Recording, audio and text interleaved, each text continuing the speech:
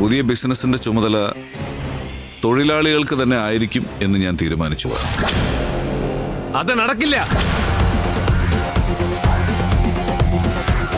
ബിസിനസ്സുകൾ നോക്കി നടത്താൻ ഡാഡിക്ക് വയ്യെങ്കിൽ പഴയ കാര്യസ്ഥന്റെ മോനെ ഏൽപ്പിക്കുന്നത് എവിടുത്തെ ന്യായ? അതൊക്കെ മൂത്ത മകനായ എനിക്ക് കൈമാറ്. അത്തരം വിഷയങ്ങളൊന്നും ഇവിടെ വെച്ച് ചർച്ച ചെയ്യണ്ട. അതൊക്കെ നമുക്ക് വീട്ടിൽ വെച്ച് സംസാരിക്കാം. പറ്റില്ല. ഇവിടെ വെച്ച് തന്നെ സംസാരിക്കണം.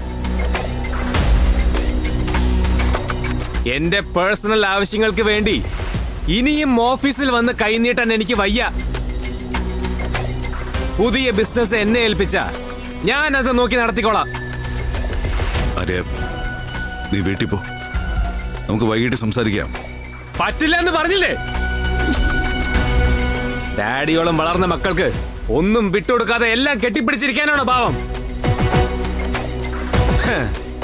എങ്കിൽ ഡാഡി മുമ്പ് പറഞ്ഞതുപോലെ ഇത് ഡാഡിയുടെ അവസാനത്തെ ബിസിനസ് തന്നെ ആവും.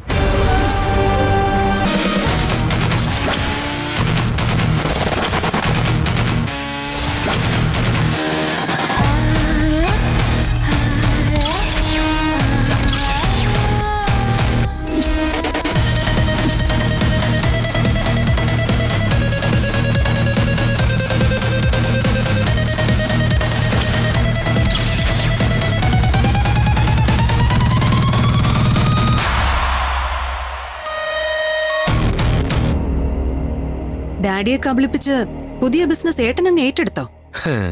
അത് നീ അറിയേണ്ട കാര്യമില്ല. അറിയണം.